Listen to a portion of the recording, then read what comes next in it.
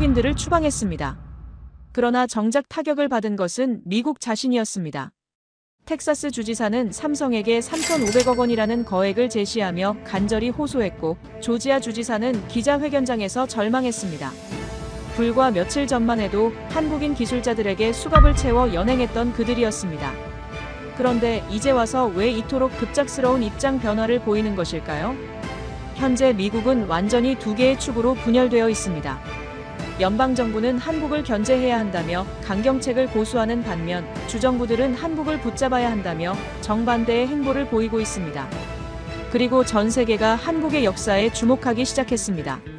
북방은 분단선으로 차단되고 사방은 망망대해로 둘러싸인 반도 국가. 세계 각국의 지정학 전문가들이 한결같이 단언했습니다. 이런 조건의 국가는 결코 성공할 수 없다. 그런데 말입니다. 지금은 한국 없이 아이폰 제조도 테슬라 운행도 유럽 방위도 불가능한 상황이 되어버렸습니다. 과연 한국은 어떻게 미국을 이토록 곤혹스럽게 만들고 있는 것일까요? 도대체 무슨 일이 벌어지고 있는 것일까요?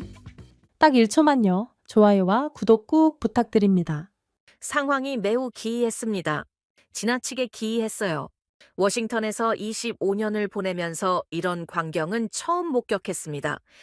연방정부는 한국을 견제하려 하는데 주정부는 3,500억이라는 막대한 지원금을 내세우며 한국을 필사적으로 붙잡으려 하고 한국이라는 하나의 변수 때문에 미국이 양분되어 버린 것입니다. 저는 마르쿠스 산토스입니다. 네덜란드 암스테르담에서 태어나 조지타운 대학교에서 국제정치경제학을 연구하고 있습니다. 25년간 워싱턴에 머물며 미국과 아시아 간의 경제 역학관계를 분석해왔습니다. 백악관 국가안보회의에서 경제정책 자문을 맡았고 의회에서도 자문 역할을 수행했죠. 그런 제가 보기에도 2025년 9월의 이 상황은 참으로 이례적이었습니다. 미국이 한국인들을 추방했습니다. 그런데 붕괴한 것은 한국이 아닌 미국이었습니다. 트럼프 대통령은 한국 기술진 300여 명을 불법 체류자로 규정하며 구금했습니다. 무의미한 인질극이었지요. 미국인의 일자리를 빼앗아가는 외국인들이라는 명분을 내세우며 강경 기조를 유지했으나 그들은 모두 본국으로 돌아갔고 미국의 시스템이 멈춰버렸습니다. 그리고 텍사스에서 충격적인 발표가 이어졌습니다. 텍사스 주지사가 기자회견의 모습을 드러냈습니다. 그의 표정에는 절박함이 역력했어요. 삼성이 철수한다면 텍사스 경제는 파국을 맞을 것이다. 목소리에 떨림이 감돌고 있었습니다. 이어서 폭탄 선언이 나왔죠. 삼성 테일러 공장에 긴급히 2억 5천만 달러를 지원하겠습니다.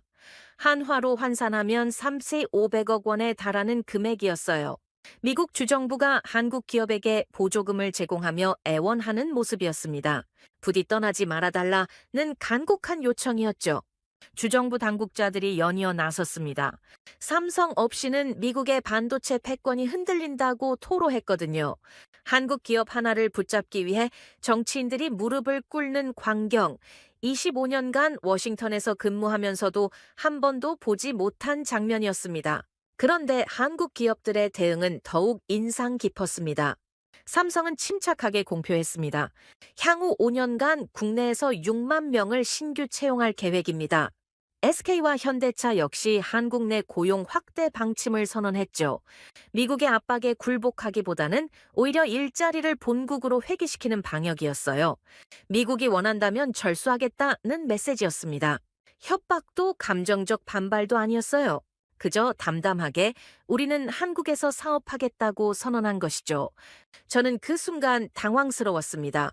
제가 알고 있던 한국은 이런 국가가 아니었거든요. 한국은 철저히 고립된 국가였어요. 북방은 비무장지대라는 장벽으로 차단되어 있고 동서남 3면은 모두 바다로 둘러싸인 나라. 육상 교통로 하나 제대로 확보되어 있지 않았죠. 항공편은 북한 영공을 우회해야 하고 해상 루트마저 태풍과 중국의 영향으로 불안정했어요. 지정학적 관점에서 보면 한국은 섬보다도 더 불리한 여건이었습니다. 과거 미국의 전문가들은 늘 이렇게 평가했죠. 이 나라는 절대로 성공할 수 없다. 그런 나라가 어떻게 미국을 손바닥 안에서 좌지우지할 수 있다는 말입니까? 더욱 놀라운 것은 미국이 완전히 둘로 갈라졌다는 사실이었어요. 연방정부는 한국을 견제하자고 했지만 주정부는 한국을 붙잡자며 완전히 상반된 방향으로 움직였습니다. 같은 나라, 같은 정부임에도 전혀 다른 길을 걸은 것이에요. 공화당 내부는 아수라장이 되었습니다. 트럼프를 옹호하는 의원들은 미국 우선주의를 강조했지만 각자 지역구에 한국 기업이 있는 의원들은 조용히 반대편에 가담했거든요. 당론보다 지역 경제가 우선순위였던 것이죠. CNN과 폭스뉴스조차 보도 방향을 정하지 못하고 있었어요. 한국 기술진 추방은 타당하다고 하다가도 한국 기업들의 투자 중단은 미국 경제에 치명적이라고 말하는 모순을 드러냈거든요. 언론계마저 분열된 것입니다. 월스트리트는 공황 상태였어요. 반도체 관련 주가들이 일제히 급락했습니다. 애플, 구글, 마이크로소프트, 실리콘밸리 전체가 한국 기술에 의존하고 있다는 충격적인 현실이 노출된 것이죠. 미국 대통령은 한국인들을 구금하고 동시에 텍사스 주지사는 한국 기업에게 3,500억 원을 제시하며 붙잡고 있었습니다. 같은 달 같은 국가에서 벌어진 일이에요. 그리고 한국 기업들은 차분하게 일자리를 본국으로 이전하겠다고 발표했습니다. 미국의 압력에 정면으로 맞선 것이죠. 저는 25년간 이런 역전 현상을 본 적이 없었어요. 강대국이 약소국에게 보조금을 주며 애걸하는 상황 말입니다. 하지만 가장 심각한 충격을 받은 곳은 따로 있었습니다. 바로 조지아였어요. 현대차와 LG가 합작으로 추진 중이던 55억 달러 규모의 배터리 공장. 이곳이 이번 구금 사태의 실제 현장이었거든요. 6천여 명을 고용할 예정이던 거대한 프로젝트였는데 한국 기술진들이 철수하자 공사가 전면 중단되었어요. 조지아 주지사의 탄식은 더욱 절망적이었습니다. 한국인들이 복귀하지 않으면 조지아 경제는 파멸이다. 그의 목소리는 애법보다 더욱 떨리고 있었어요. 건설 현장은 유령 도시로 변했습니다. 거대한 크레인들이 정지해 있었고 수백 명의 미국 건설 근로자들 역시 작업을 중단할 수밖에 없었죠. 한국 기술진 없이는 공사 진행 자체가 불가능했거든요.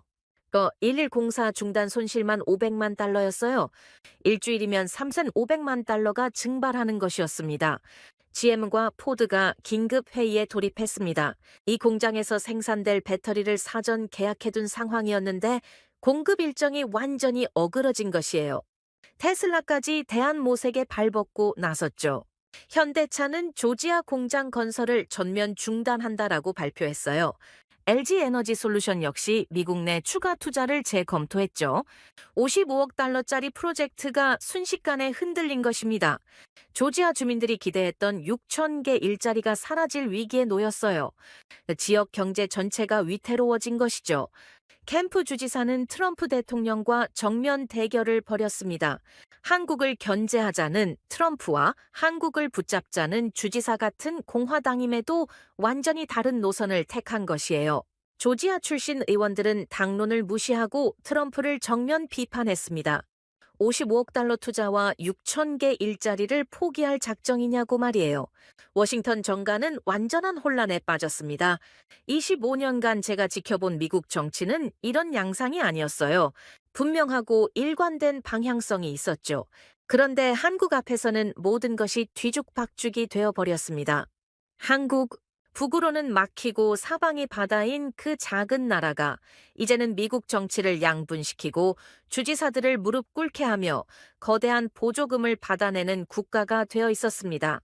저는 그날 밤 연구실에서 자료를 검토하며 생각했습니다. 도대체 언제부터 한국이 이렇게 변한 것일까요? 어떻게 이 나라가 미국을 흔들 수 있게 된 것일까요? 우리가 알고 있던 한국이 아니었습니다. 이제는 미국이 한국에게 매달리고 있었어요. 저는 당황스러웠습니다. 일본도 영국도 미국의 압박 앞에서는 결국 고개를 숙였거든요. 그런데 유독 한국만은 정면으로 맞서고 있었습니다. 도대체 무엇 때문일까요? 학자로서 저는 해답을 찾기 위해 심층 분석에 착수했습니다. 우선 일본 사례를 면밀히 검토해 봤어요. 1980년대 일본은 세계 경제의 신흥 강자였습니다. 도요타와 혼다는 미국 자동차 시장을 석권했고 소니와 파나소닉은 전자제품 분야를 지배했죠. 반도체 영역에서도 일본이 세계 선두였어요. 그러나 미국이 압력을 가하기 시작하자 일본은 무너져 버렸습니다. 1985년 플라자 협정으로 엔화 가치가 급등했고 1989년 일미 반도체 협정으로 반도체 시장 점유율을 강제로 포기해야 했어요. 자동차 분야에서도 자율 규제라는 명목으로 수출을 스스로 제한했습니다. 미국과 대결하면 안 된다는 것이 일본의 선택이었죠. 결과는 어떠했을까요? 30년간의 잃어버린 시대가 시작되었어요. 한때 세계를 제패했던 일본 기업들이 하나둘 몰락해 갔습니다. 때 영국 역시 마찬가지였어요. 브렉시트 이후 영국은 미국에 더욱 의존하게 되었습니다. 금융 분야에서는 월스트리트에 밀렸고 통신 분야에서도 화웨이 배제 압력에 굴복했죠. 특별한 관계라고 부르지만 실제로는 미국의 속국에 가까웠어요. 영국은 결국 산업 주도권을 내주었습니다. 일본처럼 말이에요. 그런데 한국은 달랐습니다. 미국의 압박에도 굴복하지 않고 오히려 맞서고 있었거든요. 저는 한국을 더욱 세밀하게 관찰하기 시작했어요. 그 과정에서 한국의 절망적인 지정학적 여건을 다시 한번 확인할 수 있었습니다. 육로부터 살펴봤죠? 한반도 북쪽은 비무장지대라는 철벽으로 완전히 차단되어 있었어요. 휴전선 218km가 통째로 봉쇄되어 있는 것이에요. 중국이나 러시아로 가려면 바다나 하늘을 이용할 수밖에 없었습니다. 항공 노선 역시 문제였어요. 북한 영공을 피해 우회해야 했거든요. 인천에서 런던까지 가려면 북쪽으로 돌아서 시베리아를 거쳐야 했어요. 직선 거리보다 2,000km는 더 우회하는 것이었습니다. 항공기 역시 북한을 우회해야 했습니다. 연료비만 해도 막대한 손실이었죠. 해상 루트는 더욱 불안정했어요. 태풍이 몰아치는 시기면 며칠씩 운항이 중단되었고 동남아 해역에는 해적들이 출몰했죠. 최근에는 스웨즈 운하 사고로 한국 화물선들이 며칠씩 발목이 묶이기도 했어요. 저는 지도를 펼쳐놓고 오랫동안 들여다봤습니다. 어느 각도로 봐도 한국은 고립된 섬 같았어요. 아니, 섬보다도 불리했죠? 섬은 최소한 사방으로 해상 루트가 열려 있잖아요. 육로는 차단되었고 하늘길은 우회해야 했습니다. 해상 루트마저 불안정했어요? 경제학자로서 저는 단언할 수밖에 없었습니다. 이런 조건에서는 절대 성공할 수 없다. 교역 비용이 지나치게 높았어요. 운송비, 보험료, 시간 비용. 모든 것이 다른 나라보다 불리했습니다. 글로벌 경제에서 경쟁력을 갖기는 불가능해 보였어요. 제조업을 하려면 원자재를 수입해야 하는데 그 비용부터 감당하기 어려웠을 것이에요. 완제품을 수출할 때도 마찬가지였고요. 물류비만으로도 경쟁에서 밀릴 수밖에 없는 구조였습니다. 저는 지정학 전문가로서 확신했습니다. 이 나라는 성공할 수 없다. 하지만 제 판단은 완전히 틀렸습니다. 한국은 이 모든 불리한 조건을 뚫고 성공했거든요. 2012년 기준 한국의 수출액은 635억 달러였어요. 세계 7위 수출국이었습니다. 인구 5천만의 작은 나라가 중국, 미국, 독일, 네덜란드, 일본, 이탈리아에 이어 7위에 올라 있었던 것이에요. 더욱 놀라운 것은 수출 품목이었습니다. 반도체, 자동차, 조선, 석유화학 모두 고부가 가치 첨단 산업이었어요. 단순한 노동 집약적 제품이 아니라 기술력이 핵심인 분야들이었죠. 한국은 제 예측을 완전히 무너뜨렸습니다. 반도체 분야를 보니 더욱 충격적이었어요. 삼성전자와 SK하이닉스가 글로벌 메모리 반도체 시장의 70%를 점유하고 있었거든요. 세계에서 가장 첨단 기술이 필요한 분야에서 한국이 압도적 1위였던 것이에요. 조선업 역시 마찬가지였어요. 한국은 세계 선박 발주량의 40%를 차지했습니다. 특히 LNG선 같은 고부가 가치 선박은 거의 독점 수준이었어요. 중국이나 일본도 따라올 수 없는 기술력이었죠. 자동차 산업에서도 현대차와 기아가 연간 700만 대를 생산하며 세계 3위 제조업체로 자리 잡았어요. 토요타, 폭스바겐에 이어 3위였습니다. 모든 것이 불가능해 보였던 조건에서 한국은 오히려 세계 최고가 되었습니다. 저는 데이터를 재차 확인했어요. 혹시 제가 잘못 본 것은 아닐까 싶어서요. 하지만 숫자는 거짓말하지 않았습니다. 한국의 1인당 GDP는 32,000달러를 넘어섰어요. 일본과 비슷한 수준이었죠. 불과 60년 전만 해도 세계 최빈국 중 하나였던 나라가 이제는 선진국 반열에 올라 있었던 것이에요. 기술력 지표들 역시 놀라웠습니다. 연구개발 투자 비중은 GDP 대비 4.8%로 세계 1위였어요. 이스라엘과 한국만이 4%를 넘는 나라들이었죠. 억만금을 줘도 따라잡을 수 없는 초격차. 도대체 어떻게 이런 일이 가능했을까요? 저는 다른 나라들과 비교해 봤어요. 비슷한 조건의 나라들은 어떻게 되었을까 싶어서요. 대만 역시 섬나라였지만 한국만큼 성공하지는 못했어요.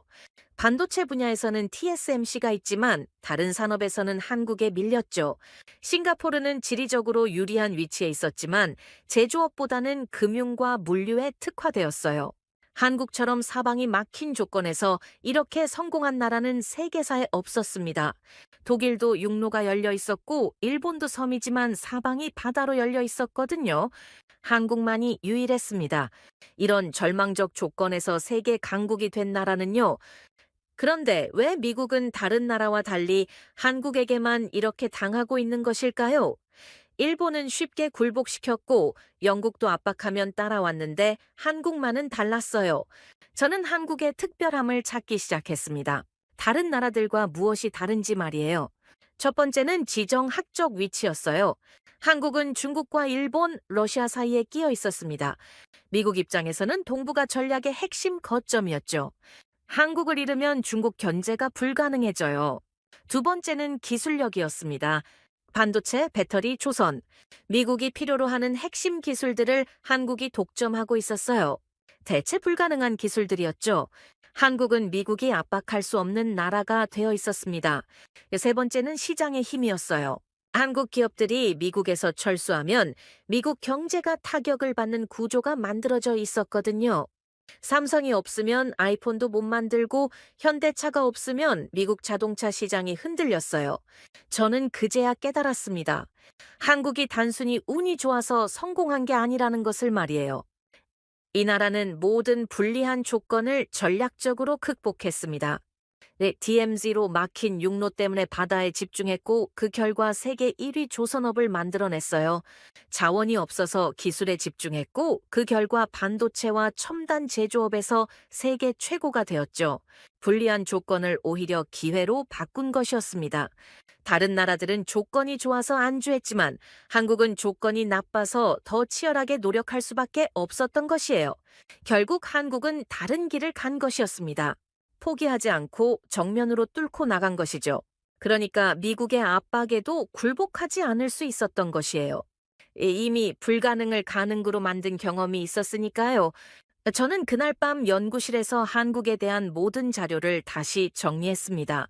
제가 알고 있던 한국은 완전히 틀렸어요. 작고 약한 나라가 아니라 강하고 독특한 나라였던 것이죠. 도대체 어떻게 이 나라만 다른 길을 간 것일까?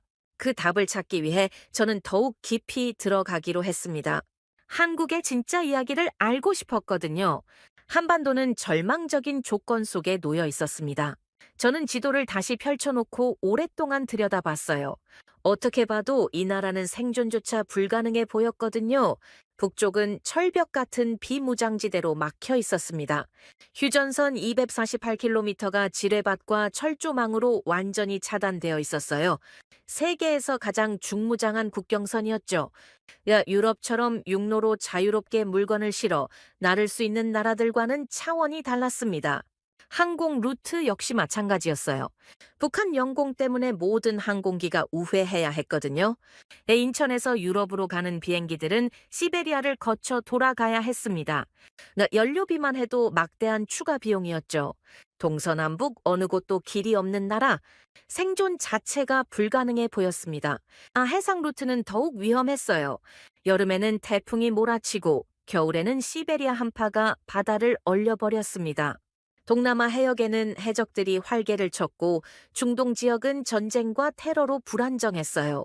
최근에는 스웨즈 운하 사고가 더욱 충격적이었습니다. 2021년 에버기븐호가 운하를 막아버렸을 때 한국 화물선 수십 척이 일주일 넘게 발목이 묶였거든요. 하루 지연될 때마다 수억 원의 손실이 발생했어요. 저는 물류 전문가들과 대화해봤습니다. 그들 역시 입을 모아 말했어요. 한국은 세계에서 가장 불리한 물류 조건을 가진 나라 중 하나입니다. 섬나라보다도 더 고립되어 있어요. 최소한 섬은 사방으로 해상 루트가 열려 있잖아요. 전문가들의 평가는 냉정했습니다. 교역 비용이 너무 높아서 글로벌 경쟁에서 살아남기 어렵다는 것이었죠.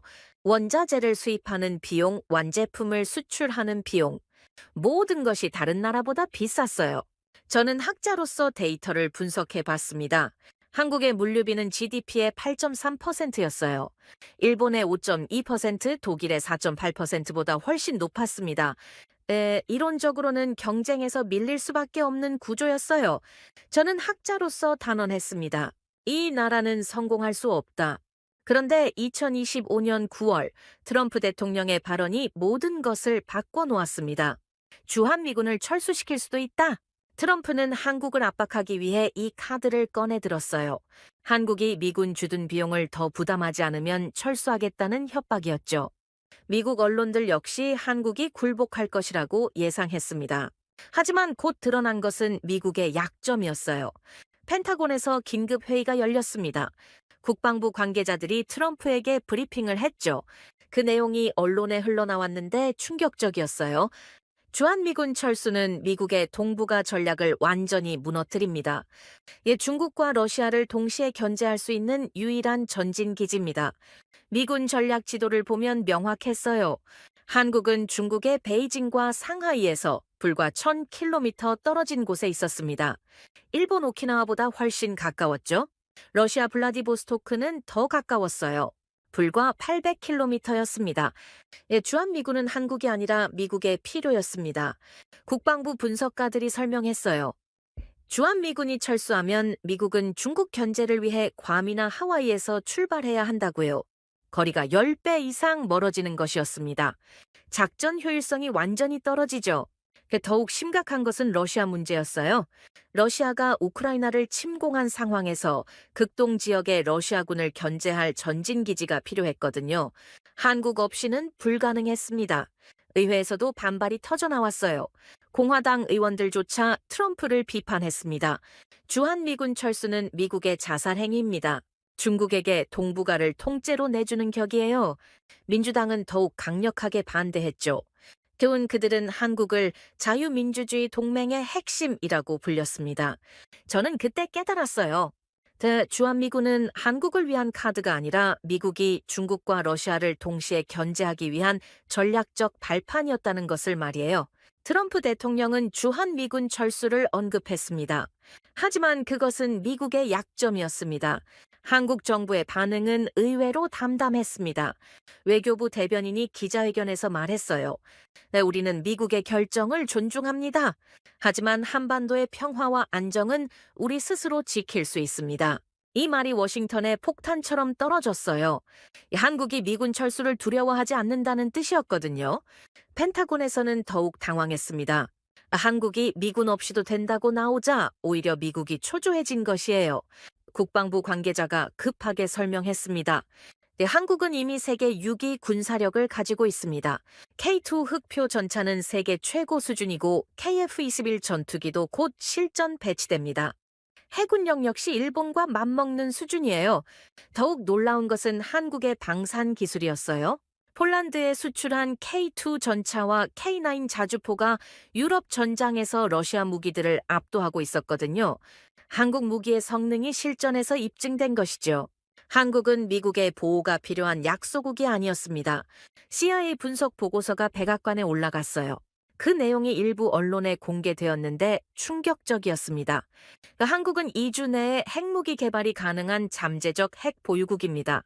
내 안에 우라늄 농축 기술과 미사일 기술을 모두 보유하고 있습니다. 한국이 핵무장하면 동북아 균형이 완전히 바뀝니다.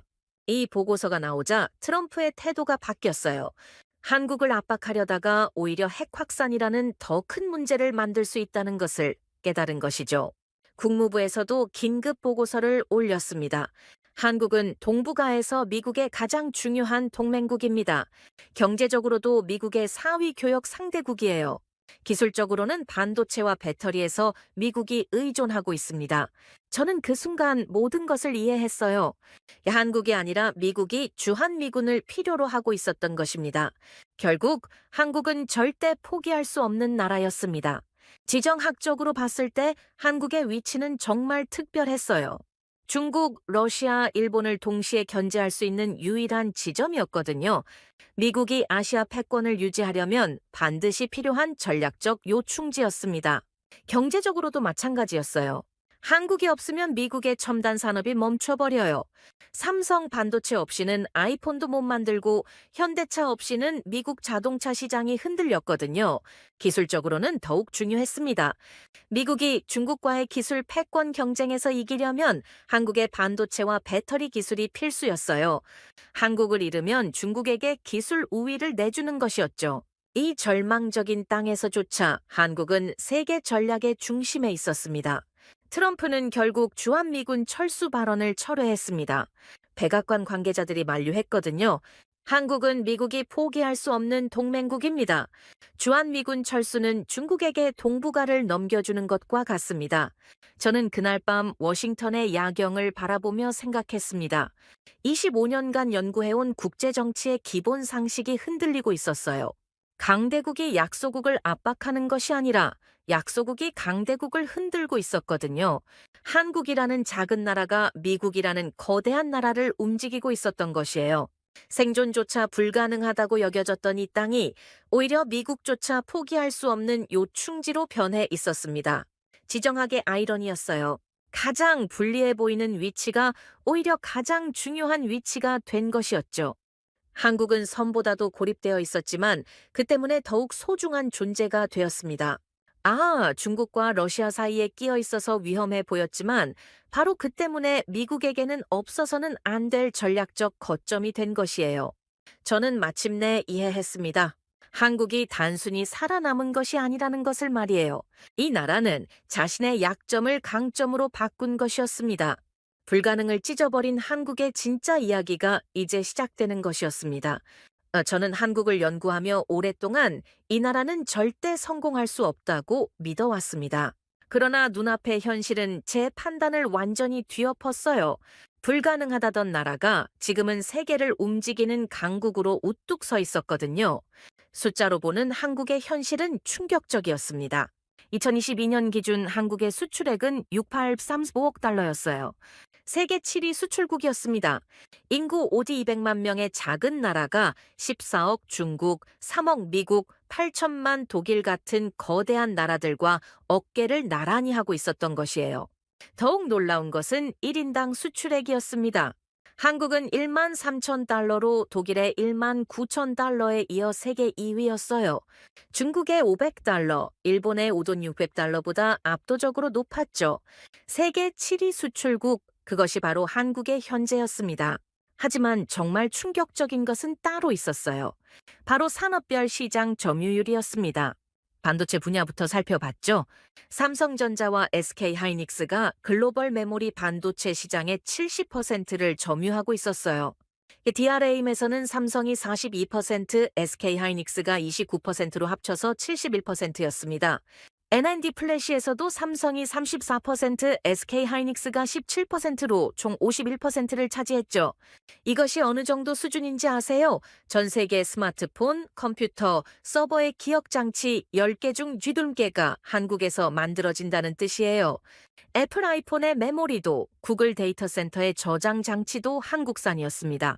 반도체는 70%, 조선업은 40%, 자동차는 세계 3위, 불가능이라던 나라가 만들어낸 현실입니다. 조선업은 더욱 압도적이었어요. 한국은 2022년 기준 세계 선박 발주량의 40%를 차지했습니다. 특히 LNG선에서는 시장 점유율이 80%에 달했어요. 전 세계 LNG선 10척 중 8척이 한국에서 만들어진다는 뜻이죠. 현대중공업, 대우조선해양, 삼성중공업, 이 세 회사가 세계 조선업을 주도하고 있었어요. 중국이 물량으로는 1위였지만 고부가 가치 선박에서는 한국이 압도적이었죠. 자동차 산업에서도 현대차 그룹이 연간 700만 대를 생산하며 세계 3위 제조업체로 자리 잡았습니다. 토요타의 1,050만 대, 폭스바겐그룹의 880만 대에 이어 3위였어요. 제네시스 브랜드는 북미에서 BMW, 벤츠와 경쟁하고 있었죠. 억만금을 줘도 못 따라잡을 초격차. 이것은 기적이 아니고서는 설명할 수 없었습니다. 석유화학 분야 역시 마찬가지였어요. LG화학, SK이노베이션, 롯데케미칼이 세계 시장에서 상위권을 점유하고 있었습니다. 특히 리튬이온 배터리에서 LG에너지솔루션이 테슬라의 주요 공급업체였어요. 절강 분야에서는 포스코가 세계 6위 절강 회사였고, 디스플레이에서는 삼성 디스플레이와 LG 디스플레이가 세계 시장을 양분하고 있었죠. 저는 데이터를 보며 혼란스러웠어요. 이론적으로는 불가능한 일들이 현실에서 벌어지고 있었거든요. 한국의 연구개발 투자는 GDP 대비 4.8%로 세계 1위였습니다. 이스라엘의 4.3%보다도 높았어요. 미국은 2.8%, 일본은 3.3%였죠? 작은 나라가 연구개발에 가장 많이 투자하고 있었던 것이에요. 특허 출원 건수 역시 놀라웠습니다. 2021년 기준 한국은 23만 건으로 중국, 미국, 일본에 이어 4위였어요. 인구 대비로는 세계 1위였죠. 천재명당 4.4건으로 일본의 3.1건, 미국의 1.8건을 크게 앞섰습니다. 저는 스스로에게 물었습니다. 대체 어떻게 이런 일이 가능했던 것일까? 더욱 충격적인 것은 기업 가치였어요. 삼성전자의 시가총액은 330조 원으로 한국 코스피 전체의 20%를 차지했습니다. 글로벌 기업 순위에서도 20위 안에 들었어요. 애플, 마이크로소프트, 아마존 같은 미국 기업들과 어깨를 나란히 하고 있었죠. SK하이닉스 역시 시가총액 70조 원으로 세계 반도체 기업 중 3위였어요. 인텔, TSMC에 이어서 말이죠. 현대차도 50조 원으로 세계 자동차 기업 중 5위에 랭크되었습니다. 브랜드 가치 역시 급상승했어요. 삼성은 글로벌 브랜드 가치 순위에서 5위에 올랐습니다. 현대차도 35위로 독일 BMW, 아우디와 비슷한 수준이었죠. 저는 과거 데이터와 비교해 봤어요. 1960년 한국의 1인당 GDP는 79달러였습니다. 당시 북한의 253달러보다도 낮았어요. 가나나 필리핀과 비슷한 수준이었죠. 그런 나라가 2022년에는 1인당 GDP 3만 2천 달러를 달성했어요. 400배 성장한 것이었습니다. 이런 성장률은 세계 경제사에서 유례를 찾을 수 없었어요. 한국은 불가능을 찢어버린 나라였습니다. 더욱 놀라운 것은 기술 수준이었어요. 삼성은 2022년 세계 최초로 3나노 게이트 올어라운드 반도체를 양산하기 시작했습니다. TSMC보다 6개월 빨랐어요. 반도체 기술에서 세계 최첨단을 달리고 있었던 것이죠. 현대차는 수소연료전지 기술에서 토요타와 양강 구도를 형성했어요. 넥소는 세계에서 가장 많이 팔리는 수소차였죠. 전기차 전용 플랫폼 eGMP 역시 세계 최고 수준이었습니다. 조선업에서는 친환경 선박 기술이 압도적이었어요. 암모니아 추진선, 수소 추진선 같은 차세대 선박 기술에서 한국이 선두를 달리고 있었거든요. 모든 것이 불가능해 보였던 조건에서 한국은 오히려 세계 최고가 되었습니다. 국제기구들의 평가 역시 달라졌어요. 세계은행은 한국을 기적의 성장 모델이라고 불렸습니다. IMF는 아시아의 혁신 허브라고 평가했죠. OECD에서는 한국을 기술 혁신의 롤모델로 제시했어요. 블룸버그 혁신지수에서 한국은 2014년부터 2020년까지 7년 연속 1위를 차지했습니다. 연구개발 투자, 제조업 역량, 첨단 기업 밀도, 특허 활동 등 모든 분야에서 최고 점수를 받았어요. 세계 경제 포럼의 국가 경쟁력 순위에서도 한국은 13위를 기록했습니다. 일본 6위, 독일 7위에는 못 미쳤지만 중국 28위, 인도 68위보다는 훨씬 높았어요. 저는 다른 나라들과 비교해 봤어요. 한국과 비슷한 조건의 나라들은 어떻게 되었을까 싶어서요. 대만 역시 반도체 강국이지만 한국만큼 다양한 산업에서 성공하지는 못했어요. TSMC는 있지만 삼성처럼 메모리부터 시스템 반도체까지 모든 영역을 커버하지는 못했죠. 싱가포르는 금융과 물류 중심지로 성공했지만 제조업에서는 한국에 밀렸어요. 이스라엘은 첨단 기술 강국이지만 규모 면에서 한국과 비교할 수 없었죠. 한국처럼 모든 분야에서 동시에 성공한 나라는 세계사에 없었습니다. 가장 놀라운 것은 속도였어요. 다른 선진국들이 100년 이상 걸려서 이룬 성과를 한국은 50년 만에 달성했거든요. 영국이 산업혁명을 통해 선진국이 되기까지 150년이 걸렸어요. 독일과 일본 역시 100년 이상 걸렸죠. 미국도 독립 후 150년 만에 세계 최강국이 되었고요. 그런데 한국은 1960년대부터 시작해서 50년 만에 선진국 반열에 올랐어요. 압축 성장의 기적이었습니다. 1950년대 최빈국이던 나라가 2020년대에는 세계 10위권 경제 강국이 되어 있었습니다. 저는 그날 밤 연구실에서 모든 자료를 다시 정리했습니다. 제가 25년간 연구해온 경제학 이론으로는 설명할 수 없는 현상이었어요. 자원도 없고 시장도 작고 지정학적으로도 불리한 나라가 어떻게 이런 성과를 낼 수 있었을까요? 분명히 다른 요인이 있을 것이었어요. 한국은 단순히 운이 좋아서 성공한 것이 아니었습니다. 분명한 전략과 의지가 있었던 것이죠. 저는 한국의 진짜 성공 비결을 찾기로 결심했습니다. 이 놀라운 성과 뒤에 숨겨진 이야기를 알고 싶었거든요. 한국은 단순히 기적처럼 살아남은 것이 아니었습니다. 저는 자료를 심층 분석하면서 깨달았어요. 이 나라는 모든 위기를 치밀한 전략과 불굴의 의지로 돌파해왔던 것입니다. 첫 번째 돌파는 바다였어요. 1960년대 한국은 바다에 가로막혀 있었습니다. 섬나라도 아닌데 사실상 섬과 다름없었죠. 그런데 한국은 이 약점을 무기로 전환시켰어요. 바다에 막혀 있다면 아예 바다의 제왕이 되어버리겠다는 전략이었습니다. 정주영이 현대조선을 설립한 것은 1972년이었어요. 당시 한국은 조선업 경험이 전무했습니다. 배 한 척 제대로 건조해 본 적이 없었거든요. 그런데 정주영은 세계에서 가장 큰 조선소를 건설하겠다고 선언했어요. 외국 전문가들은 비웃었습니다. 한국이 조선업에서 성공할 가능성은 제로에 가깝다. 일본과 유럽이 100년 넘게 쌓아온 기술을 어떻게 따라잡겠나? 하지만 정주영의 답은 간단했어요. 바다가 막혔지만 한국은 세계 1위 조선업으로 바다를 정복했습니다. 현대중공업 울산조선소는 1974년 완공되었어요. 당시 세계 최대 규모였죠. 첫 번째 선박이 진수될 때 전 세계가 주목했습니다. 조선업 경험이 전무한 나라가 만든 배가 과연 바다에 뜰 수 있을까 하고 말이에요.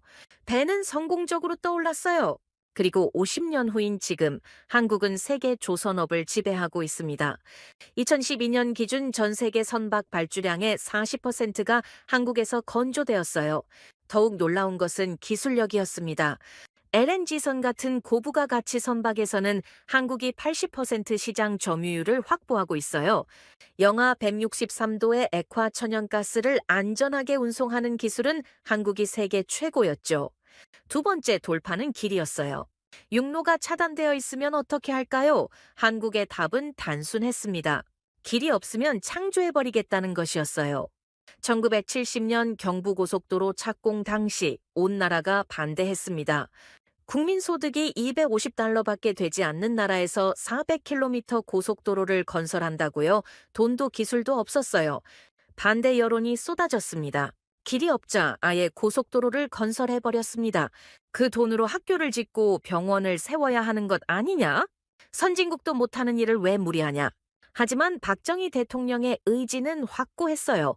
산업화를 위해서는 고속도로가 필수라고 판단했거든요. 부산에서 생산한 물건을 서울로, 서울에서 생산한 물건을 부산으로 신속하게 운송할 수 있어야 한다는 것이었죠. 1970년 2월 1일 착공해서 1970년 7월 7일 개통했어요. 불과 2년 5개월 만에 완공한 것이었습니다. 외국 전문가들이 최소 5년은 걸릴 것이라고 했던 공사를 절반 시간에 마친 것이에요. 경부고속도로는 한국 경제의 대동맥이 되었습니다. 물류비가 급격히 감소했고 지역 간 격차도 해소되었어요. 무엇보다 국민들에게 우리도 할 수 있다는 자신감을 주입했죠. 세 번째 돌파는 하늘이었어요. 항공기가 북한을 피해 우회해야 한다면 한국은 아예 동북아의 허브가 되겠다고 결심했습니다. 인천국제공항 건설이 시작된 것은 1992년이었어요. 영종도 바다를 매립해서 공항을 건설한다는 계획이었죠. 당시에도 반대가 많았어요. 바다를 매립해서 공항을 건설한다고 정말 미친 짓이다. 김포공항도 충분한데 왜 새 공항이 필요하냐? 하지만 한국은 밀어붙였어요. 2001년 인천공항이 개항했을 때 세계가 놀랐습니다. 바다 위에 떠오른 미래형 공항이었거든요. 인천공항은 세계가 인정한 허브가 되었습니다. 인천공항은 개항 첫 해부터 세계 공항 서비스 1위를 획득했어요. 그리고 12년 연속 1위 기록을 수립했죠. 2022년 기준 화물 처리량은 280만 톤으로 세계 2위였습니다. 더 중요한 것은 전략적 효과였어요. 인천공항은 베이징, 도쿄, 상하이에서 이 3시간 거리에 있었거든요. 동북아 어느 도시로도 쉽게 갈 수 있는 최적의 위치였죠. 네 번째 돌파는 가장 극적이었어요. 바로 1997년 IMF 외환위기였습니다. 당시 한국은 국가부도 직전이었어요. 외환 보유액이 바닥났고 원화는 폭락했죠. 세계은행과 IMF는 한국의 구조 조정을 요구했습니다. 한국 경제는 끝났다. 이제 개발도상국으로 다시 돌아갈 것이다. 외국 언론들의 평가는 냉혹했어요. 30년간 쌓아온 성과가 하루아침에 무너질 위기였죠. 그런데 한국 국민들이 나섰습니다. 금 모으기 운동이 시작된 것이에요. IMF 위기 때 국민들은 금을 내놓으며 나라를 구했습니다. 1998년 1월 5일 금 모으기 운동이 시작되었어요. 시민들이 자발적으로 금반지, 금목걸이, 금시계를 내놓기 시작했습니다. 연예인들도 동참했고 기업인들도 나섰어요. 3개월 만에 모인 금이 350톤이었어요. 당시 시가로 21억 달러 상당이었죠. 이 돈으로 외채를 상환하고 외환 보유액을 늘렸습니다. 더욱 놀라운 것은 정신적 효과였어요. 국민들이 하나가 되어 위기를 극복한다는 의지를 보여준 것이었거든요. 외국인들도 이런 나라는 망하지 않는다고 인정했어요. 결과적으로 한국은 IMF 구제금융을 3년 만에 조기 상환했습니다. 원래 예정보다 2년 빨랐어요. 위기를 기회로 전환한 것이었죠. 이것은 운이 아니라 전략이었습니다. 저는 이 모든 사례를 종합하며 깨달았어요. 한국은 위기마다 정면 돌파를 선택했다는 것을 말이에요. 바다가 막히자 세계 1위 조선업을 창조했고 길이 없자 고속도로를 건설했어요. 하늘길이 불편하자 동북아 허브 공항을 세웠고 경제 위기가 오자 국민이 합심해서 극복했죠. 다른 나라들이라면 포기했을 상황에서 한국은 오히려 더 큰 도전을 했던 것이에요. 길이 없으면 만들고 막히면 뚫어버리는 민족. 그것이 바로 한국이었습니다. 이런 정신이 있었기 때문에 미국의 압박에도 굴하지 않을 수 있었던 것이에요. 이미 불가능을 가능으로 만든 경험이 수없이 많았으니까요. 한국의 성공은 우연이 아니었습니다. 불리한 조건을 기회로 바꾸는 특별한 능력이 있었던 것이에요. 포기하지 않고 정면으로 뚫고 나가는 DNA가 있었던 것이죠. 한국은 단순히 버틴 것이 아니었습니다. 정면으로 뚫은 민족이었습니다. 저는 그날 밤 워싱턴 시내를 거닐며 생각했어요. 25년간 연구해온 국제정치학에서는 찾을 수 없는 사례였습니다. 약소국이 이렇게 강인할 수 있다는 것을 한국이 보여준 것이에요. 이제 저는 이해할 수 있었습니다. 왜 한국만이 미국의 압박에 굴복하지 않는지를 말이에요. 이 나라는 처음부터 불가능을 뚫고 나온 나라였거든요. 오늘날 한국은 단순한 수출 강국을 넘어 세계 질서의 중심축으로 부상했습니다. 저는 최근 데이터들을 검토하며 충격을 받았어요. 한국이 이미 미국과 중국이 동시에 의존하는 드문 국가가 되어 있었거든요. 반도체와 배터리 분야가 가장 인상적이었습니다. 미국의 아이폰을 분해해보면 삼성 반도체가 들어있어요. 구글의 데이터 센터 역시 삼성과 SK 하이닉스 메모리로 운영됩니다. 아마존 클라우드 서비스도 마찬가지죠. 미국 빅테크 기업들이 모두 한국 반도체에 의존하고 있는 것이에요. 그런데 중국 역시 마찬가지였습니다. 화웨이 스마트폰에도 삼성 디스플레이가 들어가고 샤오미와 오포 역시 한국산 부품을 사용해요. 중국이 아무리 반도체 굴기를 외쳐도 당장은 한국 기술 없이는 버텨낼 수 없었던 것이죠. 미국도 중국도 한국 반도체 없이는 버텨낼 수 없었습니다. 배터리 분야는 더욱 압도적이었어요. LG 에너지 솔루션은 테슬라 모델 Y에 배터리를 공급하고 있었습니다. 삼성 SDI는 BMW와 폭스바겐에 배터리를 납품했죠. SK이노베이션은 포드 F1 폼딩 라이트닝에 배터리를 생산하고 있었어요. 전 세계 전기차 배터리 시장에서 한국 3사의 점유율이 30%를 넘었습니다. 중국 CATL이 1위였지만 기술력에서는 한국이 앞서고 있었어요. 특히 고성능 배터리와 차세대 배터리 기술에서는 한국이 독보적이었죠. 방산 분야에서는 더욱 극적인 변화가 일어나고 있었습니다. 2022년 폴란드와의 대규모 방산 계약이 세계를 놀라게 했어요. K2 흑표 전차 980대, K검 자주포 672대, FA50 경공격기 48대. 총 계약 규모가 200억 달러에 달했습니다. 한국 무기가 유럽 전장을 변화시키고 있었습니다. 폴란드군 관계자들의 평가는 놀라웠어요. K2 전차는 독일 레오파드 2보다 우수합니다. K5 자주포의 정확도와 사거리는 세계 최고 수준이에요. 실제로 우크라이나 전쟁에서 폴란드가 제공한 K9 자주포가 러시아군을 압도하는 장면이 공개되었어요. 40km 사거리에서 정확히 목표물을 타격하는 모습이 전 세계에 중계되었죠. 에스토니아 역시 K9 자주포 12대를 주문했고 노르웨이도 관심을 보였어요. 나토 국가들이 줄줄이 한국 무기를 참기 시작한 것입니다. 더욱 놀라운 것은 중동과 동남아 시장이었어요. UAE가 천궁2 방공 미사일을 도입했고 사우디아라비아 역시 한국 방산업체들과 협력을 확대했습니다. 인도네시아와 태국도 KF-21 공동 개발에 참여했죠. 2030년 한국 방산은 세계 5위 안에 들 것입니다. AI와 첨단 기술 분야에서도 한국은 세계 선두주자로 등장했어요. 네이버의 하이퍼클로바 X는 한국어 기반 초거대 AI로 구글과 오픈 AI의 도전장을 내밀었습니다. 삼성전자 역시 갤럭시 AI를 통해 스마트폰 AI 혁신을 주도하고 있었어요. 카카오 브레인의 AI 기술 역시 세계적 수준이었어요. 이미지 생성 AI 칸디 3령은 미드저니와 경쟁할 수 있는 수준까지 도달했죠. AI 분야에서도 한국은 이미 세계의 선두였습니다.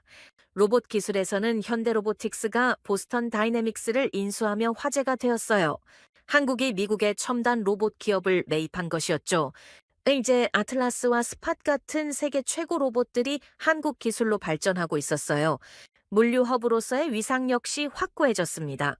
또 인천국제공항은 2022년 기준 화물 처리량 280만 톤으로 세계 2위를 기록했어요. 코로나19로 여객이 감소한 상황에서도 화물은 오히려 증가했죠. 동부가 물류의 심장 역할을 하고 있었던 것이에요.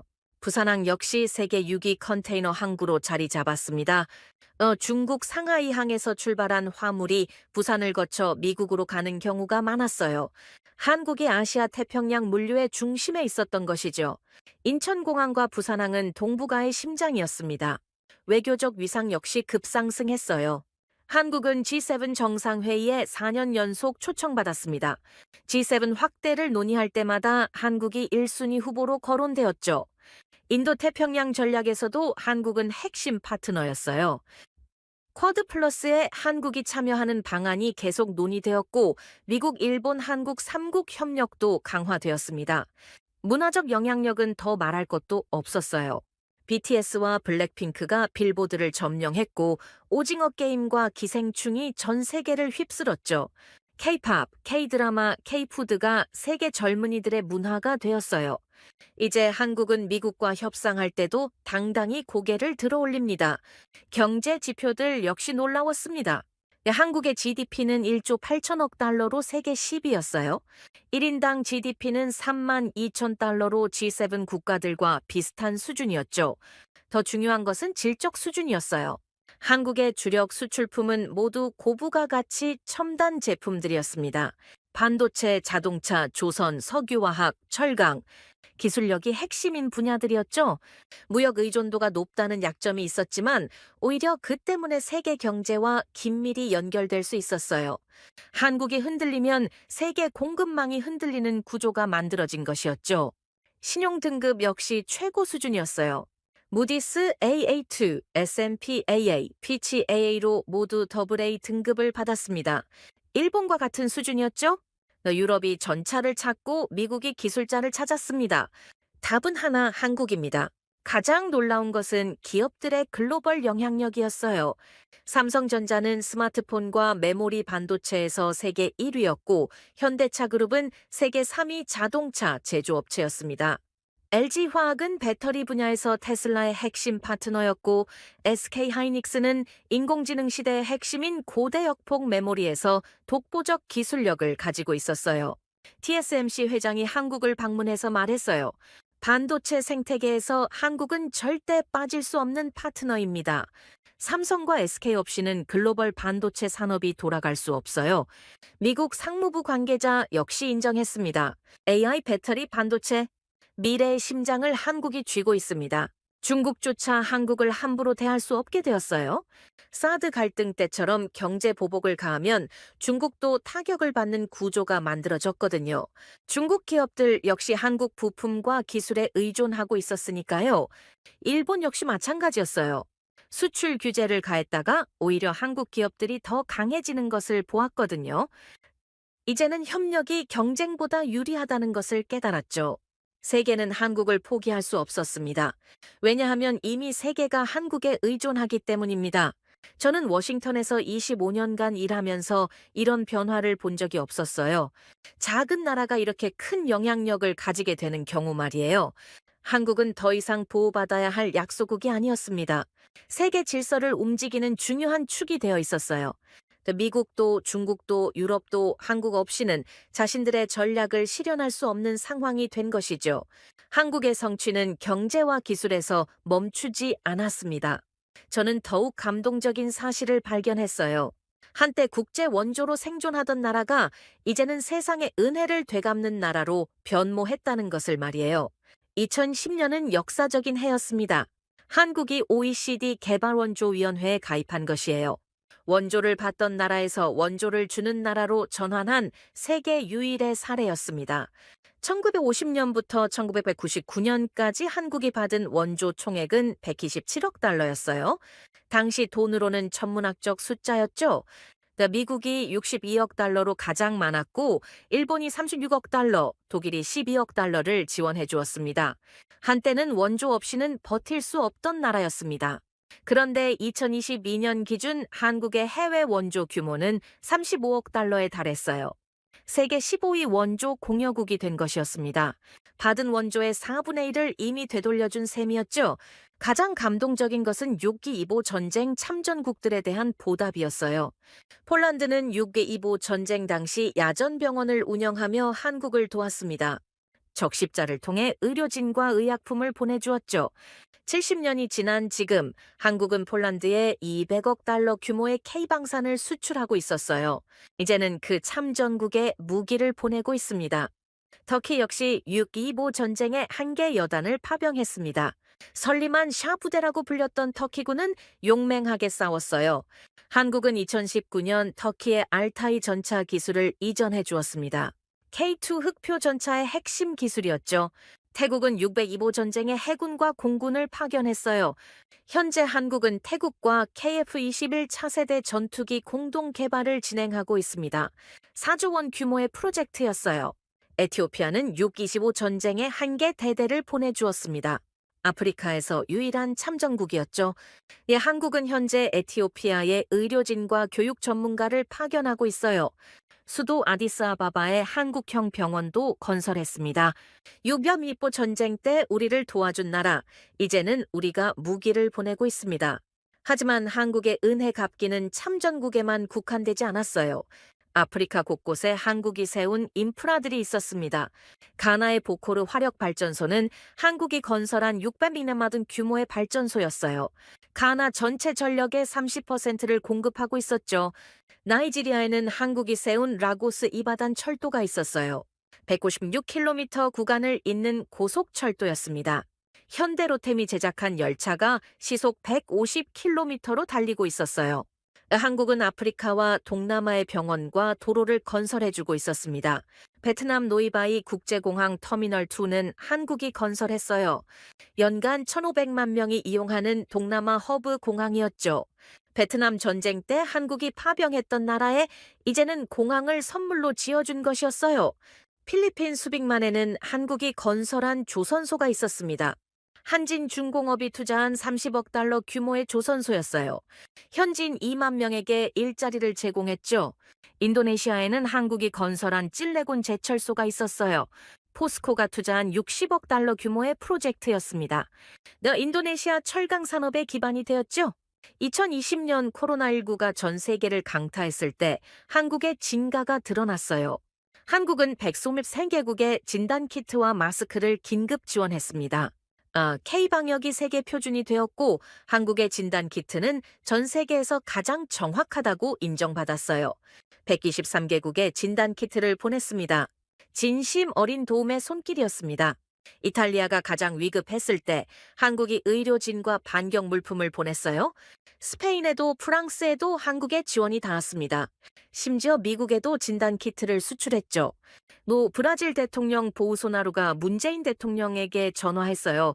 한국의 진단키트가 우리나라를 구했습니다. 한국은 진정한 친구입니다. 인도 모디 총리 역시 감사 인사를 전했습니다. 한국은 어려운 시기에 우리와 함께 해준 형제 국가입니다. 가장 감동적이었던 것은 참전 용사들에 대한 한국의 마음이었어요. 2021년 한국 정부가 제작한 다큐멘터리 고마운 분들이 유튜브에 올라왔습니다. 6.25 전쟁 참전 용사들의 이야기를 담은 영상이었어요. 90세가 넘은 미군 참전 용사가 눈물을 흘리며 말했습니다. 우리가 도운 그 가난한 나라가 이제는 세계를 도우는 나라가 되었구나. 영국 참전 용사 역시 감격했어요. 한국의 발전을 보니 우리가 헛되이 싸우지 않았다는 것을 알겠다. 이 영상이 전 세계에서 데이트를 기록했어요. 2천만 뷰를 넘겼고 각국 언론에서 앞다투어 보도했죠. 외국인들의 댓글이 폭주했습니다. 한국인들은 은혜를 아는 민족이다. 이런 나라가 진짜 선진국이다. 70년 전의 은혜를 잊지 않다니 정말 감동적이다. 세계사 어디에도 없는 기적, 불과 한 세대 만의 전환이었습니다. 저는 이 모든 것을 보며 가슴이 뜨거워졌어요. 한국의 성공이 단순한 경제 성장을 넘어서는 것임을 깨달았거든요. 다른 나라들을 보세요. 일본은 경제 대국이지만 과거사 문제로 주변국과 갈등을 빚고 있어요. 독일은 경제 강국이지만 군사적으로는 소극적이죠. 중국은 강대국이지만 패권주의로 경계를 받고 있어요. 그런데 한국은 달랐습니다. 네, 경제력도 있고 기술력도 있으면서도 도덕적 리더십까지 보여주고 있었거든요. 한국국제협력단 KYCI의 2022년 사업 규모는 12억 달러였어요. 아시아, 아프리카, 중남미 70개국에서 교육, 보건, 농업, 인프라 사업을 진행했습니다.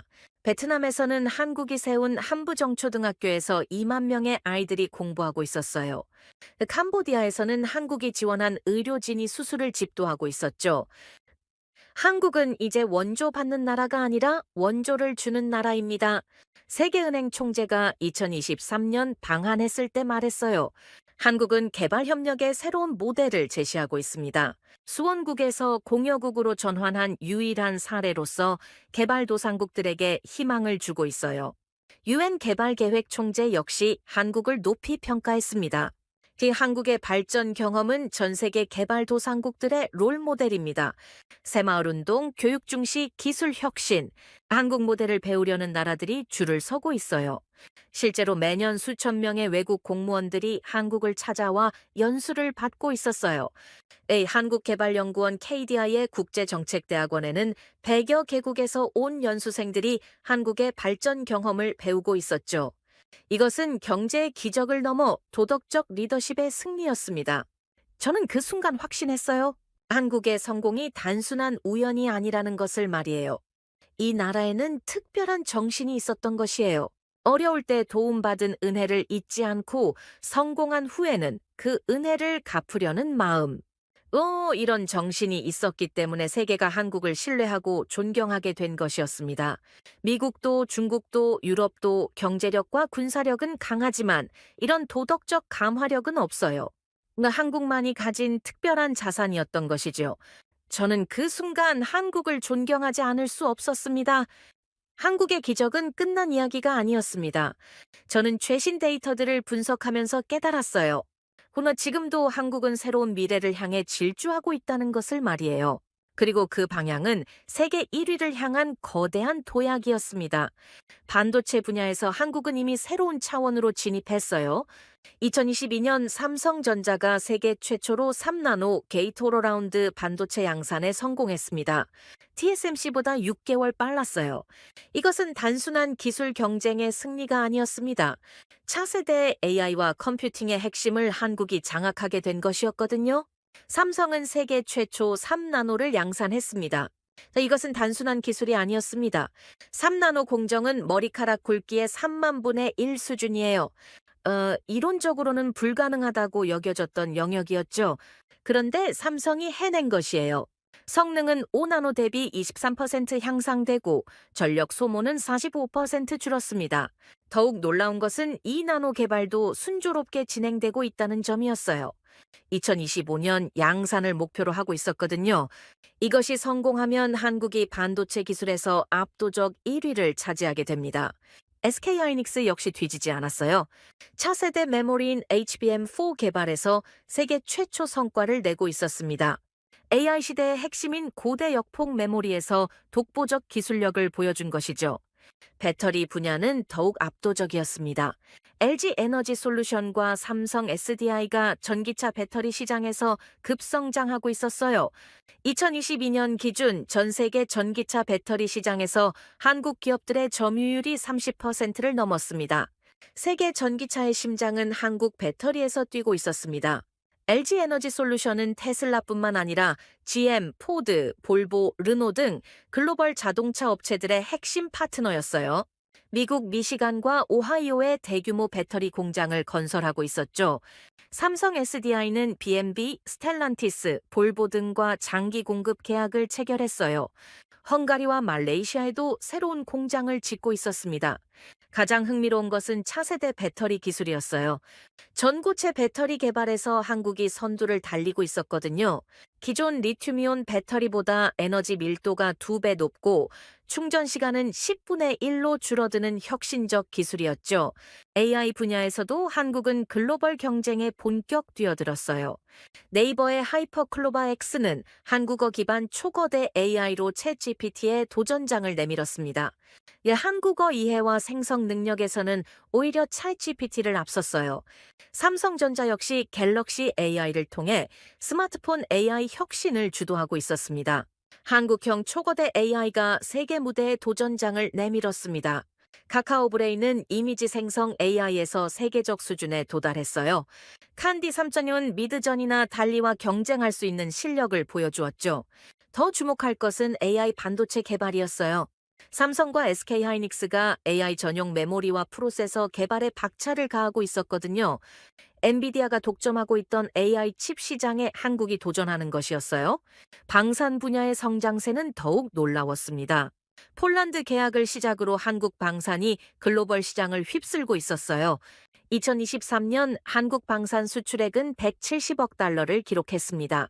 세계 9위까지 올라온 것이었죠. 2030년 한국 방산은 세계 5위 안에 들 것입니다. 노르웨이가 K9 자주포 24대를 추가 주문했고 핀란드 역시 관심을 보였어요. 호주는 AS 오시밀 레드백 장갑차 129대를 도입하기로 했죠.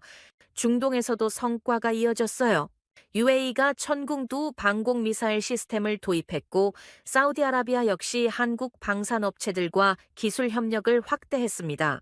가장 기대되는 것은 KF-5미완 수리온이었어요. 한국이 독자 개발한 4.5세대 전투기였거든요. 인도네시아와 공동 개발하고 있었고 태국과 필리핀도 도입을 검토 중이었어요. KAI 관계자가 자신감을 보였습니다.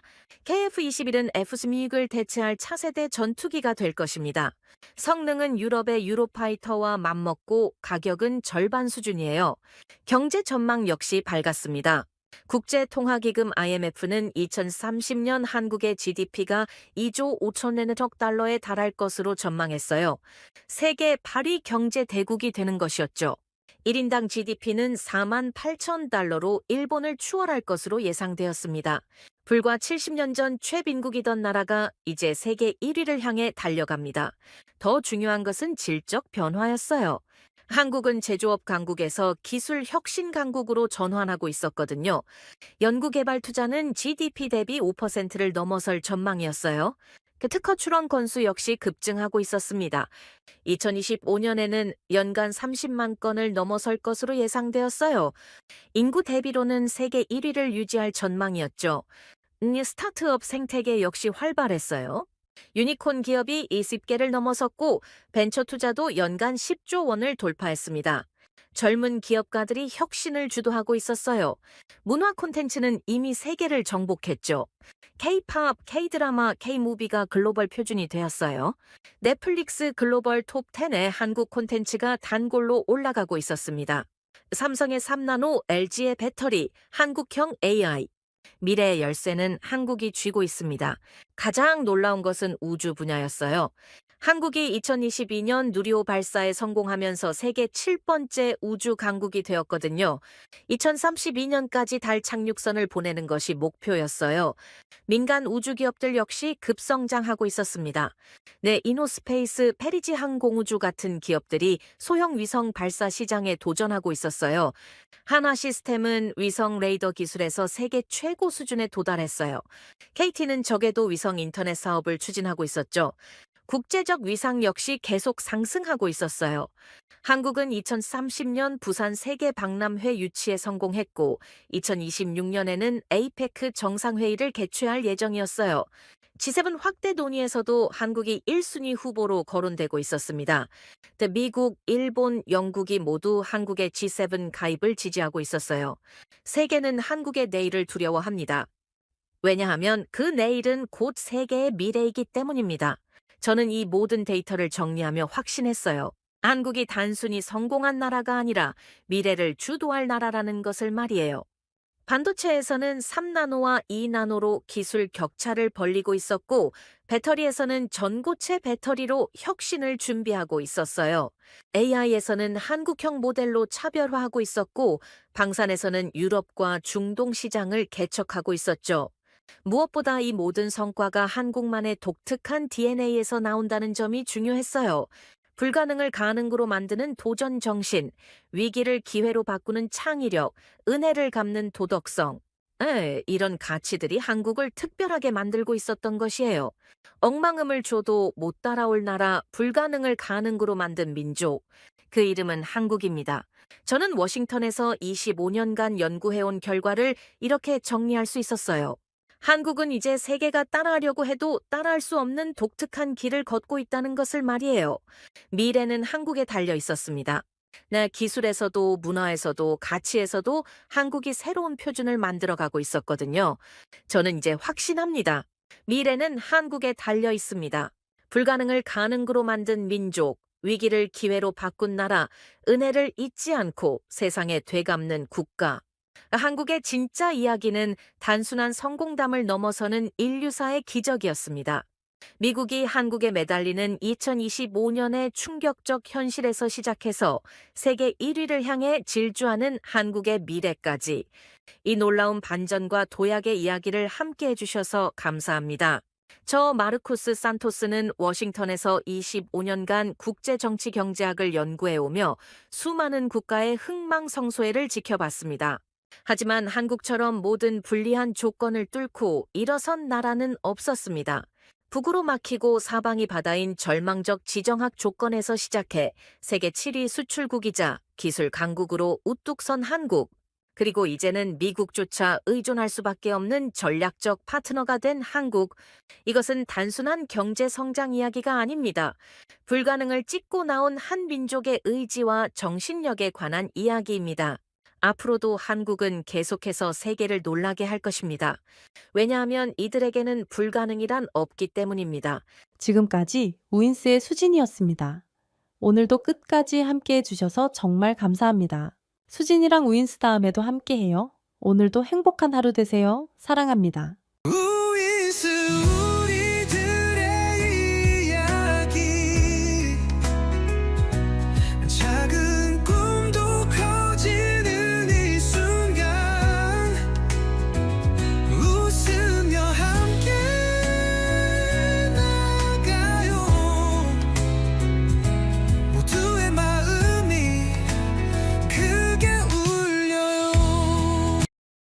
당신만의 감동 이야기가 늘 당신 곁에서 따뜻한 순간으로 남길 바랍니다. 다음에도 따뜻한 이야기로 다시 찾아올게요.